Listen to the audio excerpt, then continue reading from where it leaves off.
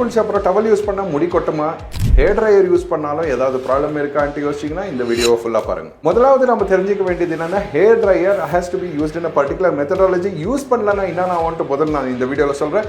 First thing is, உங்கள் hair ட்ரையரை வந்துட்டு நீங்கள் எக்ஸஸ் ஹீட்டில் வந்து நீங்கள் யூஸ் பண்ணுறப்போ definitely it will damage your hair roots. அது கூடவே உங்கள் ஹேர் ஸ்டாண்ட்ஸை கூட அது வீக் பண்ணும். It will go till the roots and it will make it fragile and also it will make it as split ends. ரெண்டாவது, நீங்கள் வந்துட்டு ஹேர் ட்ரையிங் வந்துட்டு எக்ஸஸ் ஹீட்டில் யூஸ் பண்ணுறப்போ தலைமுடியில் இருக்கிற நேச்சுரல் ஆயில் தானாகவே வந்துட்டு வில் கெட் வேனிஷ்ட். இதனால என்ன ஆகும்னா, it will lead to brittleness and dryness, and this will also lead to scalp dryness, which will also lead to dandruff and itching and flaking in future. மூணாவது என்ன ஆகும்னா, excess hair dryer use பண்றதுனால இல்ல நீங்க அந்த heat ஜாஸ்தியா விக்கிறதுனால it will lead to a complete scalp damage and it will also damage your cuticles forever.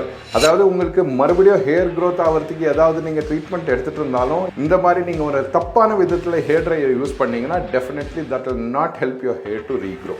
இப்போ இதுக்கு சொல்யூஷன் என்னன்னா, முதலாவது டைசன் என்ற கம்பெனி வந்துட்டு 42,000 ரூபாய்க்கு ஒரு ஹேர் ட்ரையர் ரிலீஸ் பண்ணியிருக்காங்க.